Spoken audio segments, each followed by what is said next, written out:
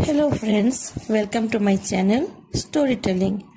अब आप सुनेंगे विश्व की कुछ प्रसिद्ध लोक कथाएं और इसी श्रृंखला में आज की पहली कहानी एक रूसी लोक कथा है जिसका नाम है चोरी की सजा। एक गांव में एक बूढ़ा किसान अपनी पत्नी के साथ रहता था।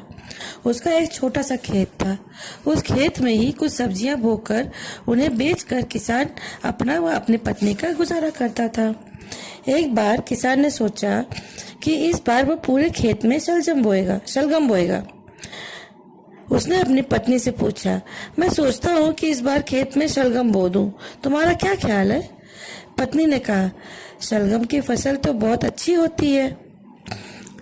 अब तब तो हम आराम से रह सकेंगे, वरना भोजन के भी लाले पड़ जाएंगे।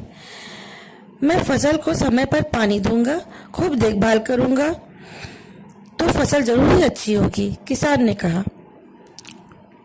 फिर किसान ने अपनी फसल खेतों में बो दी। किसान की किस्मत अच्छी थी कि इस बार शलगम की फसल बहुत अच्छी हुई। एक दिन बूढ़ा किसान खेत पर गया तो वह देखकर हैरान रह गया कि खेत में जगह जगह शलगम के टुकड़े पड़े हुए हैं। उसने झुककर देखा कि ढेरों शलगम फैली पड़ी हैं, परंतु सभी के छोटे छोटे टुकड़े बचे हैं। किसान की समझ में नहीं आ रहा था कि यह कैसे हो सकता है। वह सोचने लगा कि यदि कोई आदमी शलगम चुराता तो वह पूरा ही उठा कर ले जाता। शलगम के टुकड़े करके तो किसी ने मेरा नुकसान करने की कोशिश की है। यह काम जरूर किसी दुश्मन का है। यह सोचते सोचते वह घर पहुंच गया और अपनी पत्नी से बोला, मेरी समझ में नहीं आ रहा है कि हमारी दुश्मनी किससे है। उसकी पत्नी बोली, हमारी दुश्मनी तो किसी से नहीं, जरा खुलकर बताओ क्या बात है। किसान बोला, किसी ने हमारा नुकसान करने की कोशिश की है। अपने खेत में ढेरों शलगम के टुकड़े पड़े हुए हैं। अगर कोई चुराता तो शलगम ही निकाल कर ले जाता। यह तो किसी दुश्मन की चाल लगती है जो उसने शलगम के टुकड़े कर डाले। भला हमारा दुश्मन कौन हो सकता है?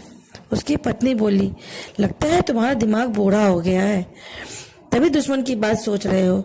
भला हमारा दुश्मन कौन हो सकता है? जरूर कोई जानवर हमारी फसल खा गया होगा।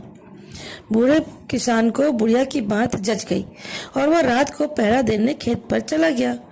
वह हाथ में कुल्हाड़ी लिए खेत के किनारे घास में छिपकर बैठ गया। आधी रात को अचानक भालू आया और शलगम निकालकर कुछ खाने लगा और कुछ फेंकने लगा। किसान ने आओ देखा न ताव अपनी कुल्हाड़ी जोर से भालू की तरफ मारी। कुल्हाड़ी भालू के पिछले पैर पर लगी और उसका एक पैर कटकर गिर गया। भालू दर्द से चिल्लाता हुआ लंगड़ा कर जंगल की तरफ चला गया।